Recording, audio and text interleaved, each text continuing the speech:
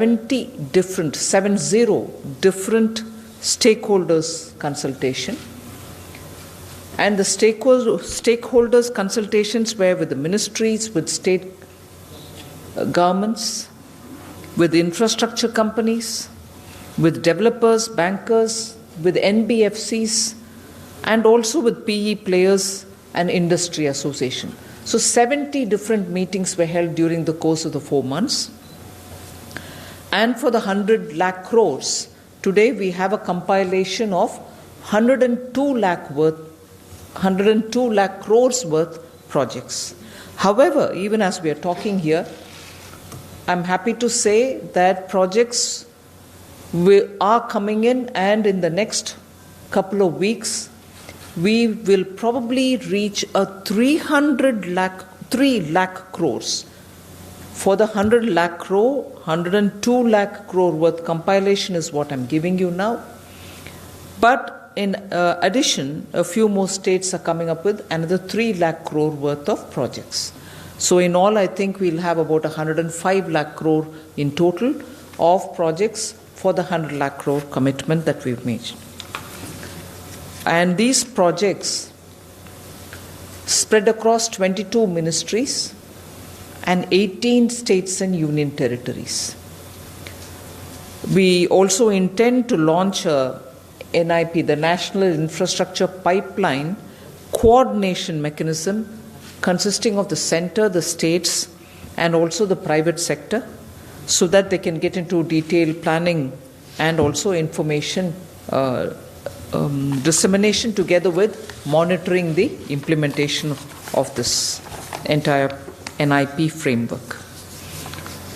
This is the first time in this country you have a national infrastructure pipeline, which actually then makes the job of monitoring, linking with the developers and promoters all fairly well structured and easier.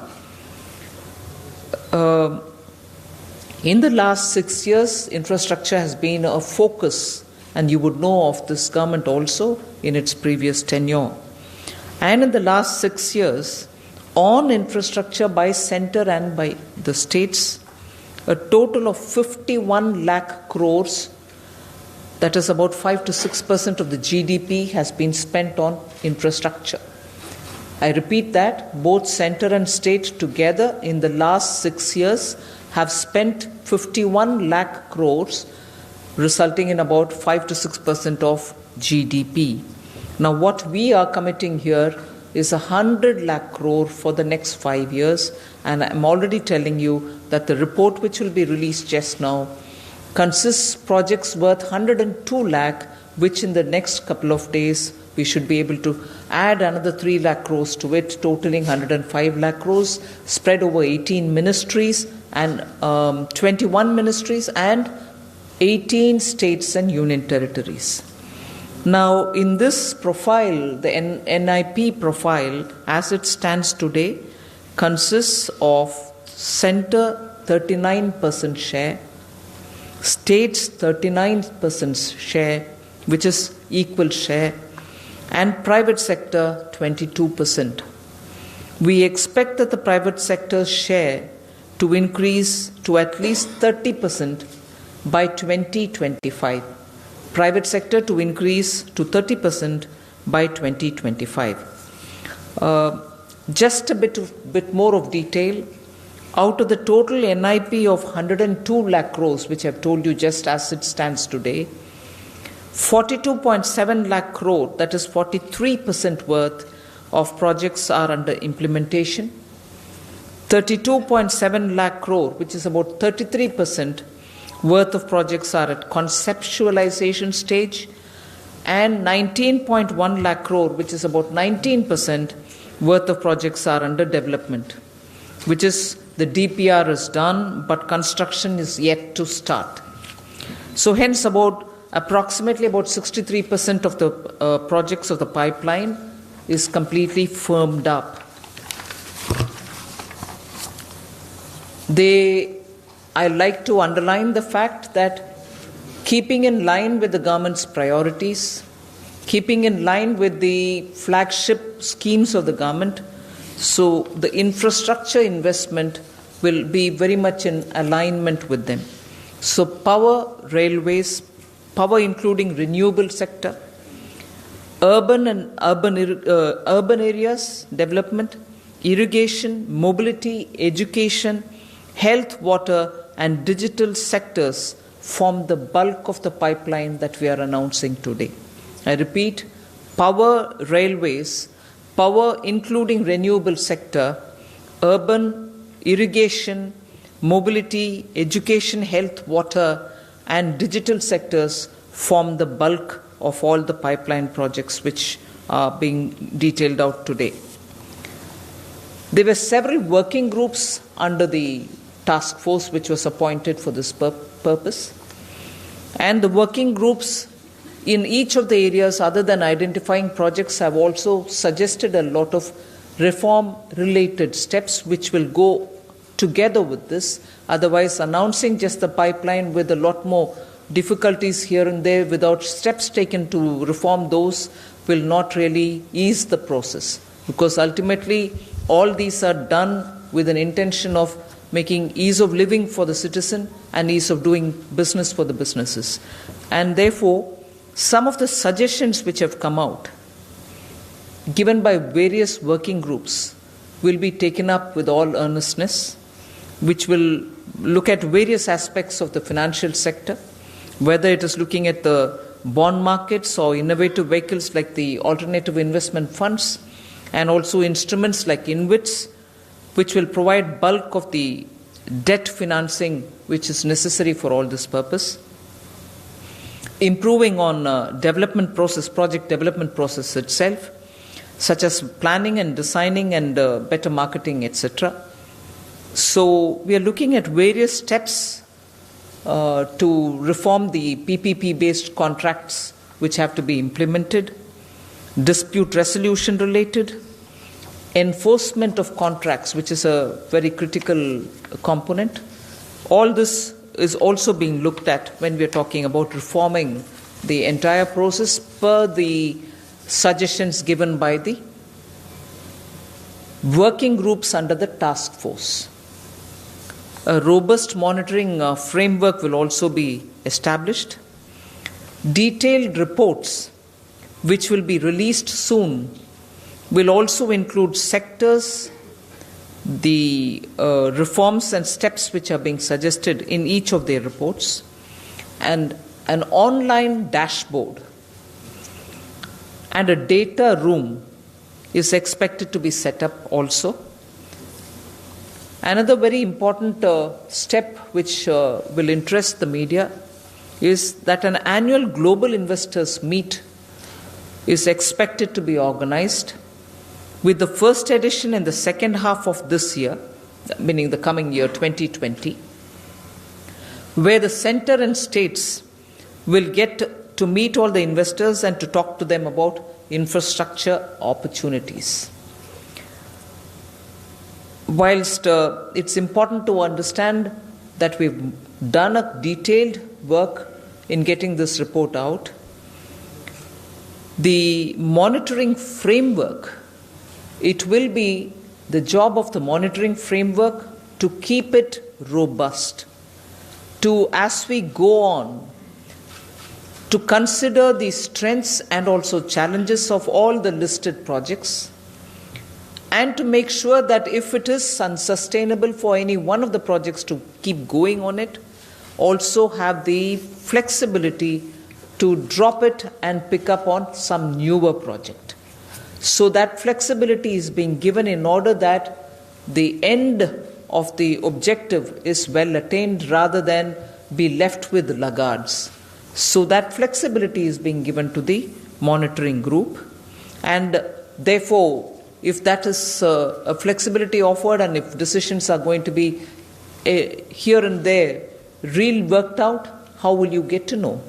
There will be an annual supplementary report issued every year so that you have updated list of projects, most of which will have to be necessarily continuing just in case there is any change in its terms of engagement or conditions.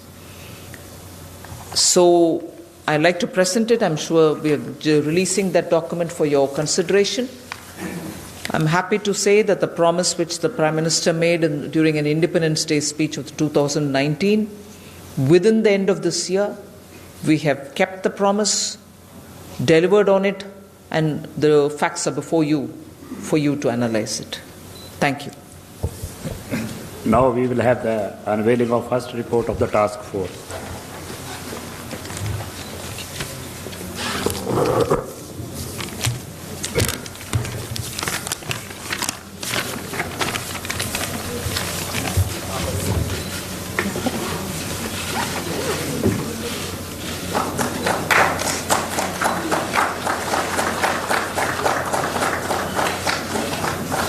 Thank you.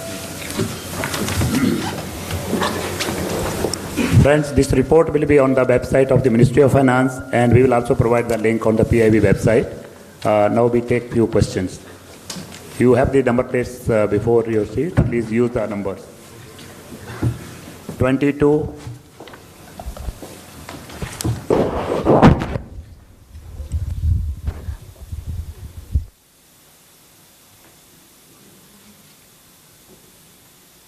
Ma'am, given the limited success of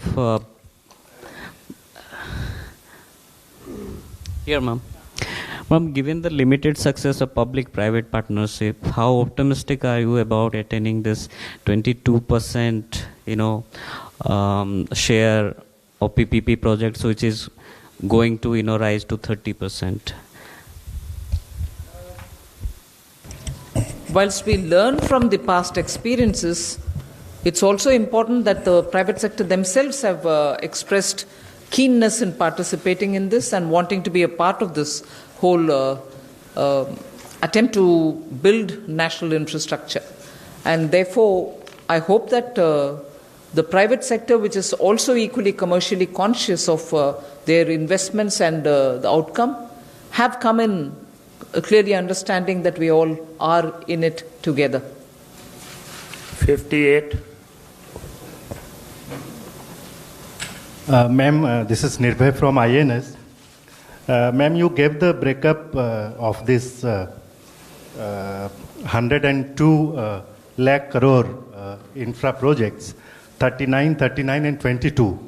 And in the last 6 years, you said 51 lakh crore were spent by center and state. So for this 51 lakh crore, how much investment came from the private sector? If you could just tell us. Do we have it straight away or should we give it some other time? We'll give this exact numbers to you separately. Number 6. Hi, ma'am. So you are also indicating that this will go up to 105 lakh odd crores over the next few weeks from 102. That's one, ma'am. And 33, 33 and 22, how does that really work out, especially in terms of PPP? Could you share with us some of the reform steps? Because those projects have really not, worked in the past, the PPP model. Any other new model that we are thinking of?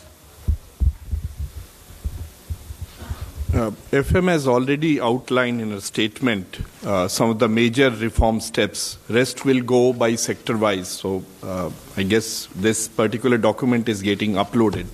That will give you a very good idea about the reform step. But some of them, and the financing side is like having a development financial institution, deepening of corporate bond market, setting up a credit enhancement organization, FDI limit already being increased. So these are the kind of steps which bring the fund flow into these projects. Then reforming the PPP contracts themselves, about which there has been a lot of talk, to which Finance Minister had just alluded to. So rest of it is actually the detail where how the risk sharing mechanism takes place. And so we could see that, but broadly on the overlay of all the projects, this is what would lie there. 21. Ma'am, Meghna Mittal from Newsrise. You said that almost 63% projects are completely firmed up and the entire number of projects will be front-loaded, you said. So should we expect that the 63% of projects will be front-loaded, and what will be the amount of crore that will...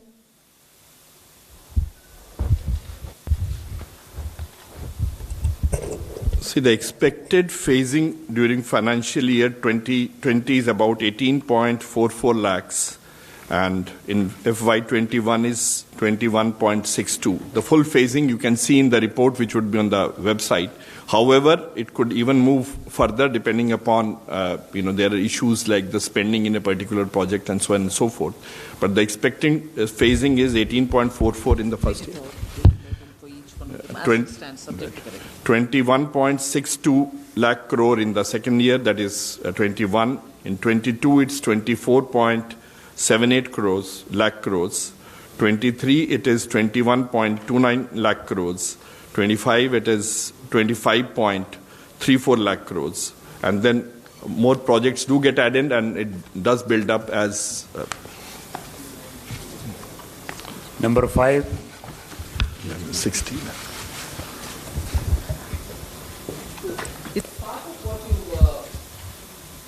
Part of what is getting uploaded is this information. So even if you didn't jot it down, you'll get it as a part of what is getting uploaded there. Ma'am, with respect to enforcement of...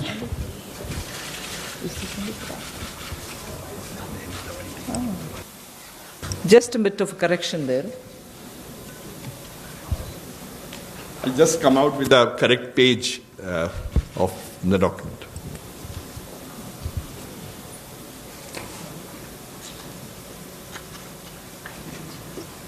Yeah, the meanwhile. Ma'am, with respect to enforcement of contracts, that has been a major overhang, something that was pointed out in the World Bank's Ease of Doing Business report as well. What kind of suggestions has been made in this report, and how will the government ensure that both the centre and the state are on the same page with respect to this issue of enforcement of contracts and dispute resolution as well? I think there are several things happening at the same time. This concern of enforcing contracts comes from two different angles. One, of course, is every parameter which is used for ranking ease of doing business. Enforcement of contract is a very critical indicator. So, in general, government is looking at interacting with states and making sure that that is really pepped up so that we rank well on it. But also recent concerns about states which are reviewing or reconsidering, and on that angle there's also a sudden anxiety about which both centre and states are talking to each other. So